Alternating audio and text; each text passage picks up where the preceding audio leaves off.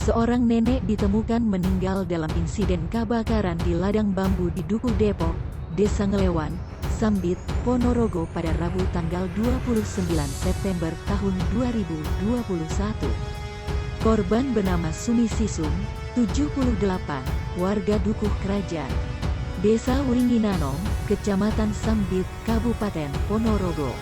Kapolsek Sambit, AKP Supriyatno mengatakan korban memang memiliki kebiasaan membersihkan dedaunan kering di ladang bambu miliknya dengan cara dibakar. Dilansir oleh tribunjatim.com, kejadian bermula saat korban meninggalkan rumah sejak pukul 10.30 waktu Indonesia Barat. Tak kunjung pulang hingga pukul 12 waktu Indonesia Barat, keluarga berinisiatif menyusul korban ke ladang bambu miliknya. Sesampainya di ladang, anggota keluarga korban menemukan sang nenek sudah meninggal dunia. Menurut penyelidikan polisi, korban meninggal karena tersambar api dari dedaunan bambu yang ia bakar sendiri.